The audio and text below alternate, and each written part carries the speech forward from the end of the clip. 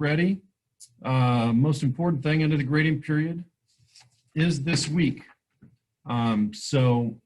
Grades are cut off at 3:15 on Friday, and your grade at that time will be what would be on your progress report that I'm guessing will be mailed out since you will not be here at school.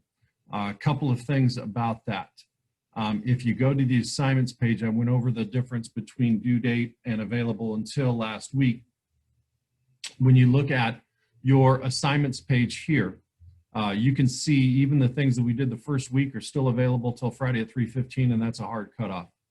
So if you turn anything in after 3:15 on Friday, it's not going to count. It's not going to show up. I can't unlock that.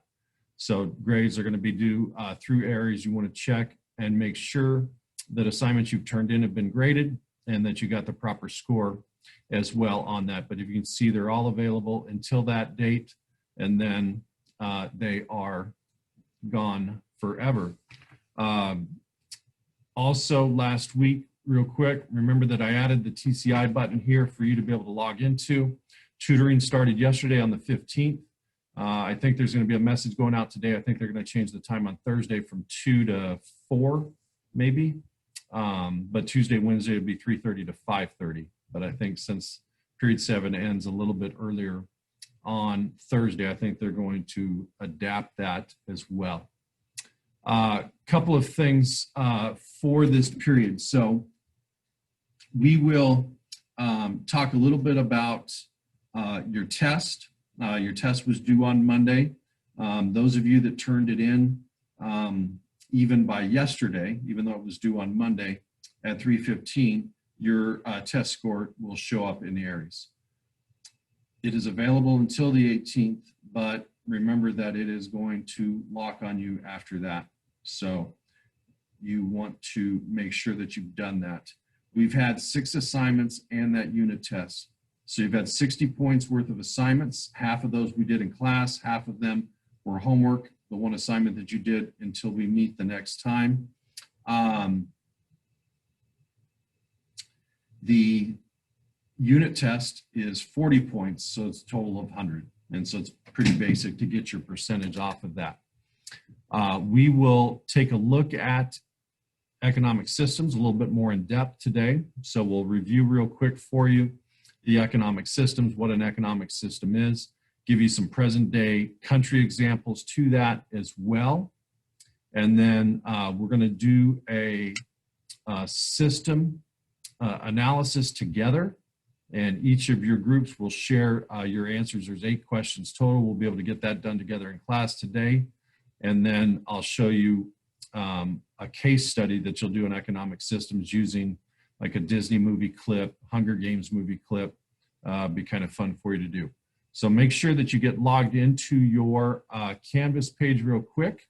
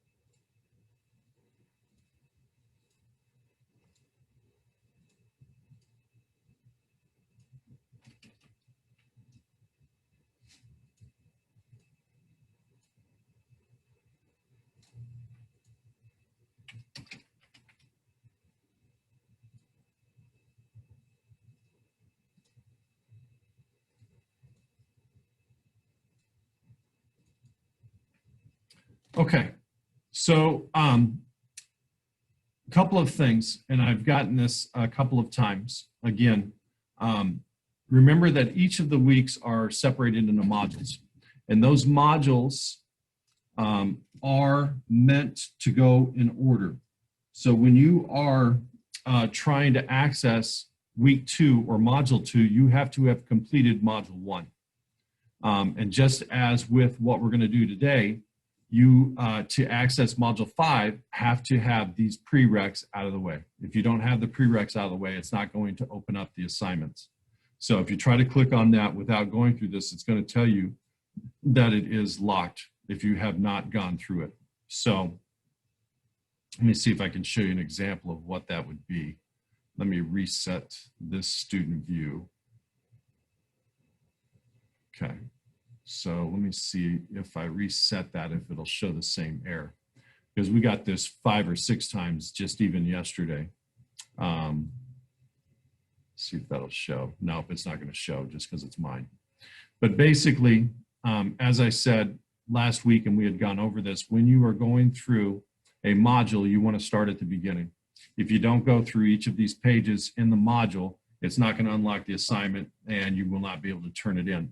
So as I said, we're going to go over the 3 most common economic systems. And an economic system is how society chooses to answer the questions of what to produce, how to produce, and for whom to produce.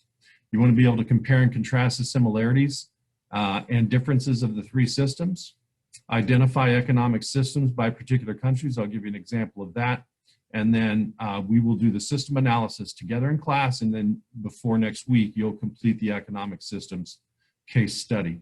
Now, I would recommend that you make sure that you have everything in for the end of the 6 weeks before you do this assignment here. All right. So before you do that assignment there, make sure you got everything else get in. It's open until Monday at 3:15, so you could always do it Monday, and the grading period ends on Friday. So remember, to clear the module, you have to go through this next button. All right. You can't exit out and go back.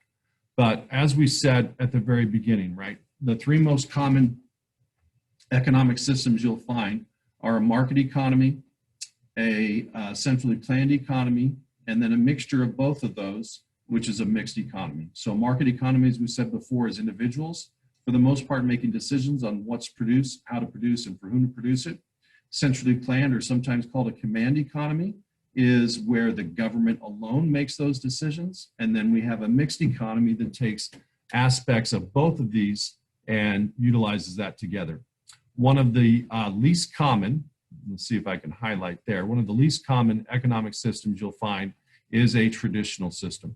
So traditional system, this one here, is where people rely on basically old customs or society as a whole to get everything they want. And this is what we would see with tribes or small societies, say in the Amazon forest, that rely on each other and rely on the group to get everything that they need, right? They don't really have like Walmart's, 7-Elevens that they go into and buy different things. So this is a type of economic system, but it's an outlier because you generally do not see that very often. Now, when we talk about economic systems, we want to talk about sort of the spectrum. And so when I mention the spectrum, basically what we have is, on one end, we have the market system, where in a full market system at 100%, all decisions are made by individuals. As a centrally planned economic system or command system, you have 100% of the decisions made by the government. And then in between, you have a mix. And so you can see some examples here from the countries of the world today. In a market system, probably the freest market system in the world is going to be Singapore or the Chinese province of Hong Kong. So remember, Hong Kong in 1998 or 1999, Great Britain gave back that area on the southeastern part of China back to mainland China. And it is basically a province of China. So it is the freest part of China in terms of an economic system because of how much money it generates for the Chinese government. The protests that you saw earlier this year and late in 2019 were based on governmental laws that the Chinese mainland was trying to put on Hong Kong. But it still has a very free economic system. As you move across the continuum from right to left on your screen, you'll have countries like France, South Africa, and Japan, where you have a mix of government decisions on what's to be produced, how to be produced, and for whom it's going to be produced, as well as individuals. And then on the far left of the spectrum, you have North Korea, Cuba, the old Soviet Union would be in that block.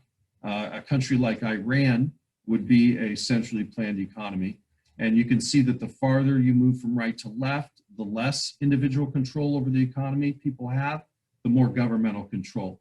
As you move from left to right, you get less government control and more individual decisions in the economic system. Any questions on that? Okay, and then as I said, to get to and through your module and the assignments, you need to click through these pages using Next. And then what I put up here is simply the notes over each system, right? So centrally planned system, we know the government is the one that makes the decisions of what to produce, how to produce, and for whom to produce. The biggest thing out of the notes here, and these are obviously there for your use and you can refer back to them anytime, is that in a true centrally planned or command economy, the government owns the factors of production.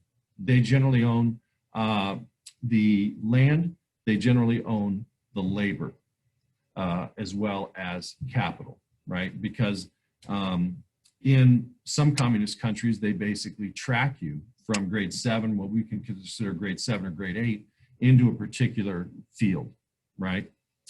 In China, when China was first communist revolution, 1949, they would have civil servant exams. And once you became a certain age, you would take the exam, depending on how the exam did, that would track you for your lifetime, basically, in terms of what you did. In a mixed system, you're going to have some governmental ownership of the factors of production. You're going to have some individual ownership of the factors of production. Privatization would be going from government to an individual, right? And basically, we can talk about how much government influence and how much individual influence, but if there's both, then it's a mixed system, right? It's a mixed system. And then finally, on a market system is something where specialization is the key in the market economy. So most market economies in the world have the highest, what's called GDP.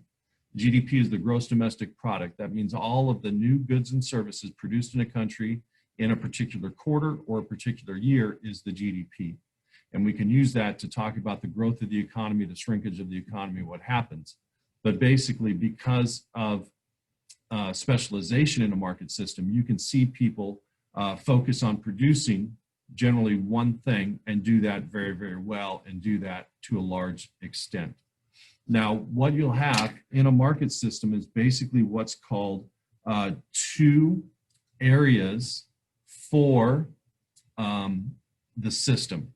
There's a factor market and there's a product market. The product market is where the businesses make the goods and services that are sold to individuals.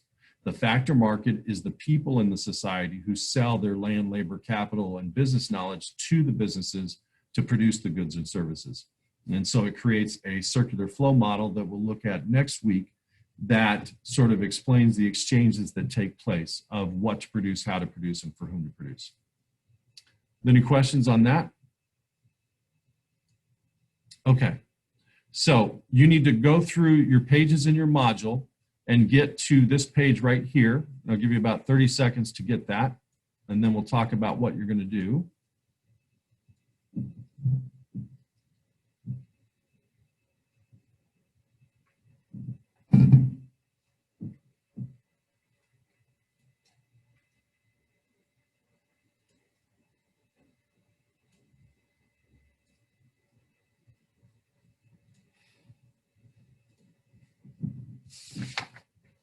Okay, so just to double check, if you're here, say something in case I missed you, but Arielle is not here. No Kennedy today. Isabel Padilla, did she show up? No. And no Irwin?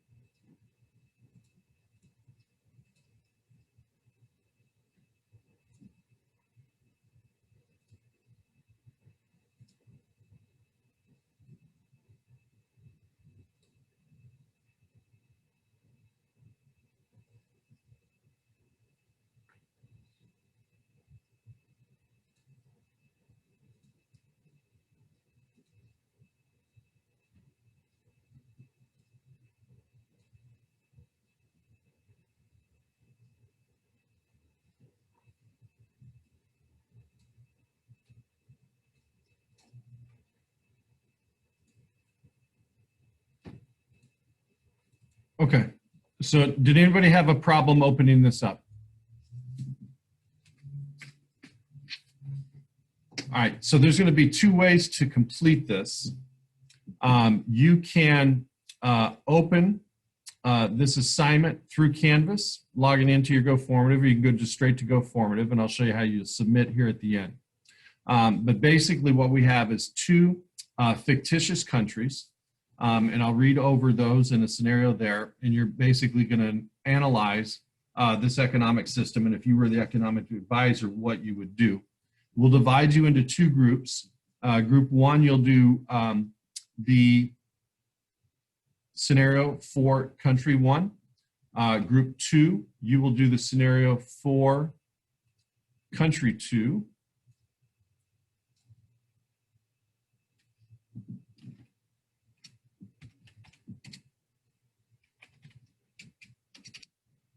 Sorry, there was a question in the chat room.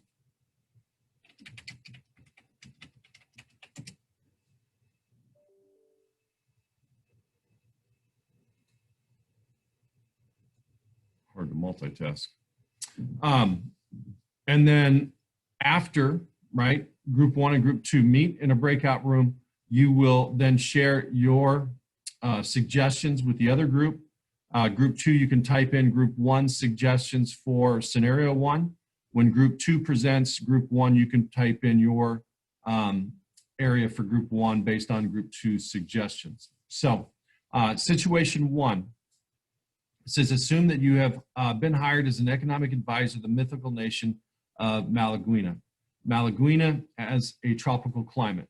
Much as they have for generations, these farmers grow enough to feed their families, but the demand on the world market for their bananas and other fruits is growing. To increase production and grow enough for export, these farmers need modern equipment and training, new farming methods.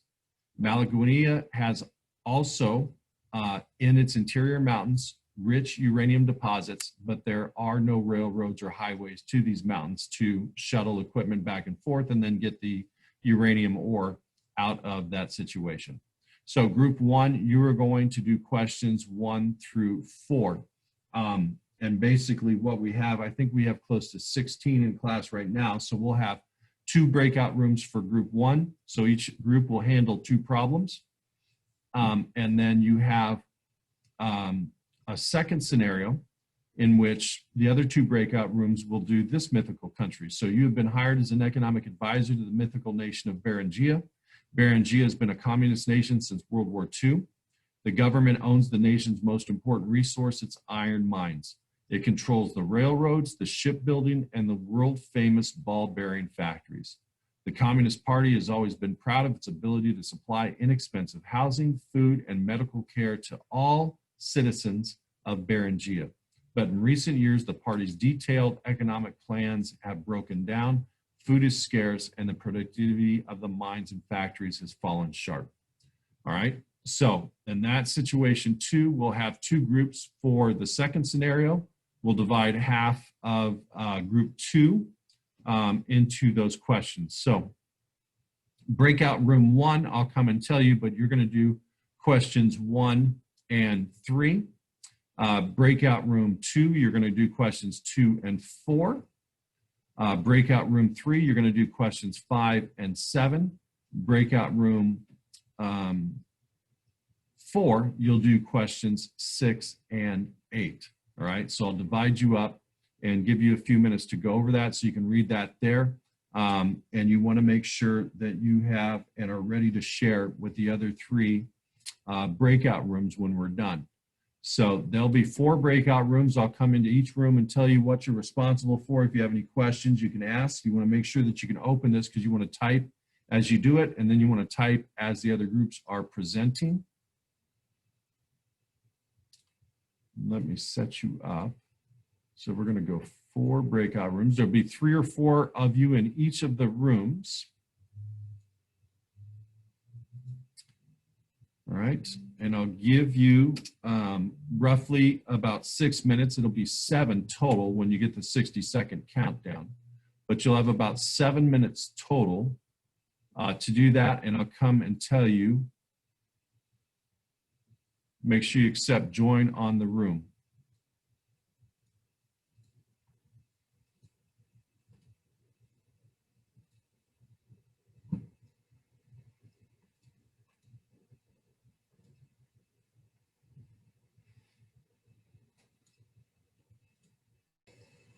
All righty, breakout room 1, good morning. You guys are questions 1 and 3 for scenario 1. Questions 1 and 3 for scenario 1. Is that all right? Yeah. Okay.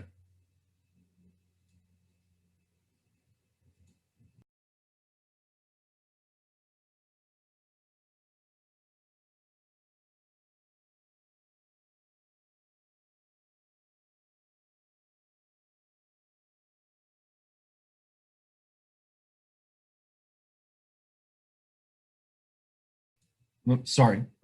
Breakout room 2, your questions 2 and 4 on scenario 1. Okay. You want to make sure you have it ready.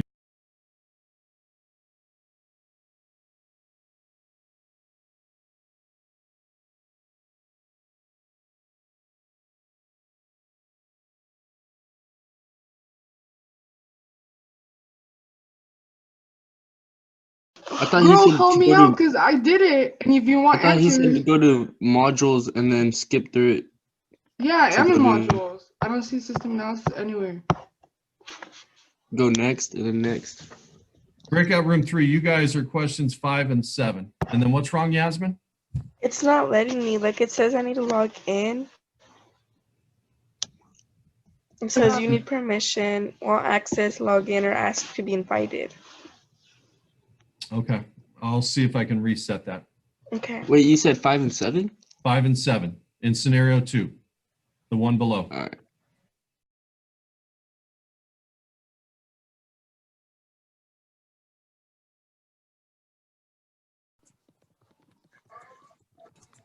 Okay, you guys are questions 6 and 8 on scenario 2. Yeah. Okay.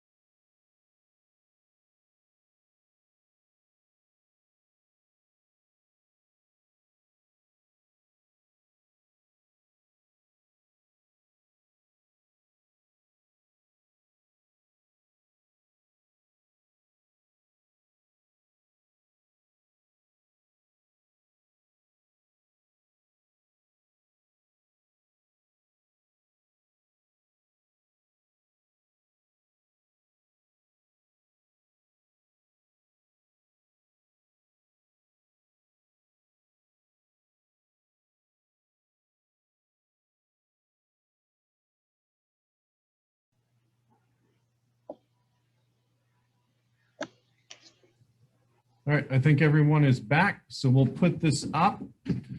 Group one was Aldair, Braden, Delia, and Matt. They'll go over questions 1 and 3 for us. All righty, so group one, what did you have? Question 1, what are the economic problems typically facing developing nations like Malaguinea? Group 1, what did you have?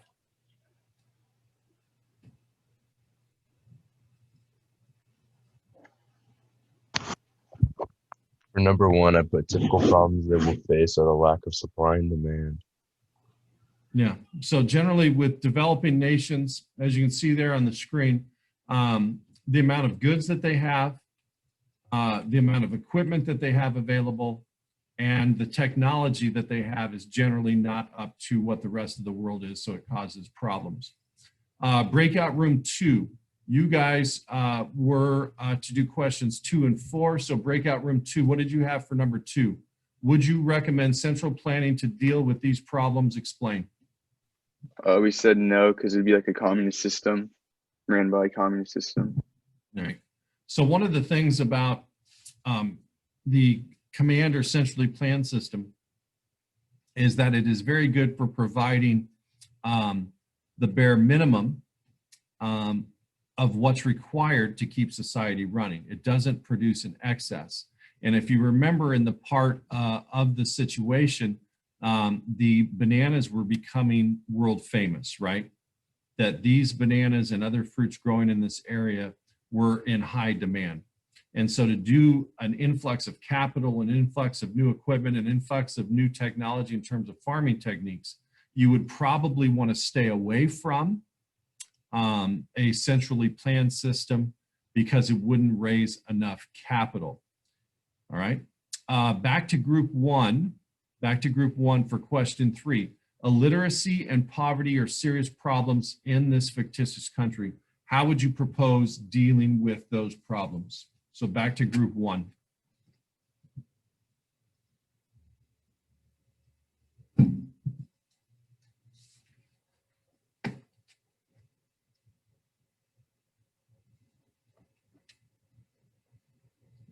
Group 1, question 3. We got to get moving. Let's go.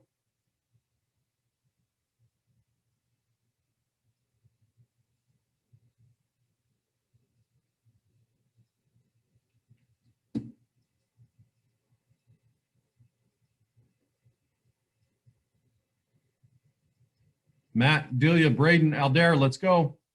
Question 3. We didn't really finish that one. Okay, well, we need to finish it now. Illiteracy is basically not being able to read at a certain level, right? Not being able to comprehend anything that you read. And poverty being not having enough money for the basic necessities. So if you were in charge of the economy, how would you propose dealing with those situations?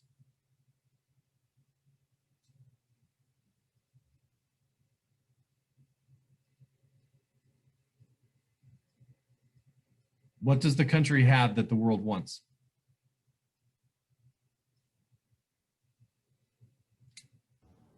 Bananas. Yeah, they've got the bananas and the other fruit. So if you're able to produce more bananas and more fruit, you would have excess to sell to the world, and that would give you more money. With the money, what would you be able to do? What's going to fight illiteracy? Basic education. Education. So if you build more schools, educate your populace, you will have a higher level of literacy in your country. With the higher level of literacy, people will be able to go out, get more jobs, and their income will rise, taking them out of poverty. It was something similar to what was done in the Clinton administration in the early 90s. Basically, he made a deal with the Republicans to add job training to welfare assistance in this country so that they wouldn't have to go back on the welfare rolls. And basically what it does is lift up the number of people out of that poverty. All right, so that is good. Group 2, you had question 4. Malaguinea needs funds to increase its productive capital. Remember, capital is money or finished goods and services used to build other goods and services to build its infrastructure. Infrastructure would be like roads, electricity, sewer. The Prime Minister plans to force savings by reducing consumption, which is already low. How might the Prime Minister accomplish this goal? So group 2, what did you put? By focusing on the uranium deposits in its interior mountains. That would be one way, right? If you could mine that uranium ore, you could sell it to the rest of the world and raise capital to rebuild or develop an infrastructure. So that's very good. All righty, groups 3 and 4, you're up next. So remember, this situation is the communist country, and they have fallen on hard times in terms of food, in terms of productivity, and because productivity in mines has gone down, the factories can't produce as much as they have, which causes, right, a food shortage, basically. So group 3, you had 5 and 7. Group 4, you had 6 and 8. Group 5, what are the economic problems that typically face planned economies?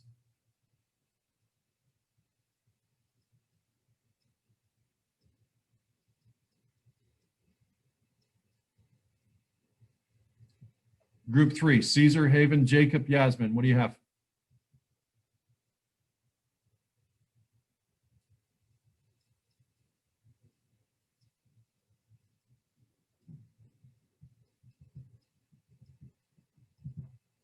You gave us 5 and 7. Yeah, so for question 5, what do you have? Oh, I'm not sure if it's right, but we got the factories. Is that right? The factories? Unfunded factories, yeah. So basically in a planned economic system, factories are generally not updated over time, right? They're not as cared for. They're not as technologically advanced as something you would find in a market system. So factories would be a big problem facing a planned economic system that's based on government intervention. Also, the other thing that you have is generally when one part of an economic system, particularly command or centrally planned, starts to falter, right? So food is scarce because productivity in mines is down. When the productivity in mines is down, they don't have the iron ore to use in the factories to make the ball bearings. They don't have the money to spend on food. And you saw this with the Soviet Union in the 90s. When their economic system, because of overspending on defense systems, started to falter, it affected other parts of society. And they can't adjust as quickly as a market system can. Group 4. You had question 6. Would you recommend a market economy to deal with these problems?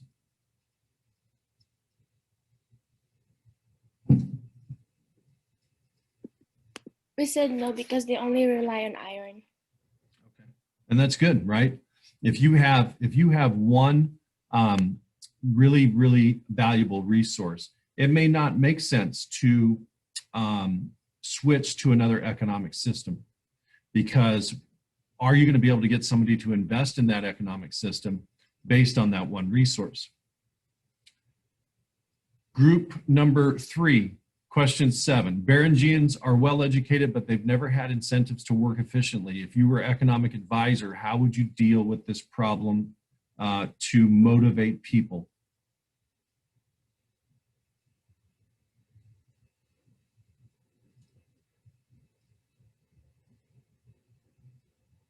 We said produce food or produce more food? Right. And then how would you get people in this country, how do you get people to work harder or to work longer?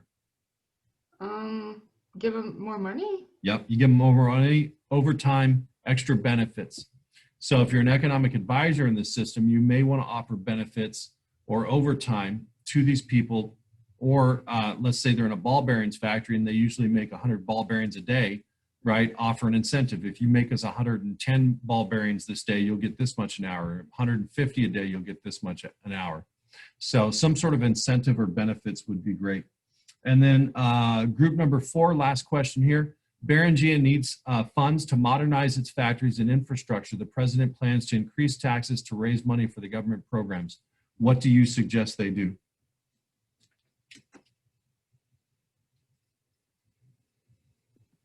We said to sell more irons to raise the more money. No, that would do that, right? Your most valuable resources, if you take that and sell that, you could use the money that you raise by exporting that resource out to raise funds and capital to modernize factories and infrastructures. So perfect answer. All right. So you should have been typing in answers as the groups were presenting. And then when you get to a submission page, if you come up here and basically copy your URL link, right? When you come back here to the system analysis, you should be able to submit this right away. So you can go to submit assignment. You can click on website URL. And if you put in your submission link, just like this, it'll go through Canvas, it'll get notified, and then I can click on your link and look at your answers when that is done, right? And so that's what I would do. So again, I would click on your URL link up here in your web address bar, copy the entire thing, Control C, right? Go to website URL. You could also go to text entry if you want. If you wanted to put that into the text entry, it would show up, but this website URL will bring up your actual page for me. You can submit that there, and that is done. Very important that you check and make sure that your assignments are turned in. Friday at 3:15 is a hard stop. In period 1 right now, though most of you are not included in this group, at least the second half of the alphabet, there are 19 Fs in this class. This class is required for graduation. So out of those 19 Fs, I think there are 13 of them that have not done the test yet. And you want to make sure that you get that done because it's 40% of your grade. If you don't do the test, there's no way that you can get higher than a 60%.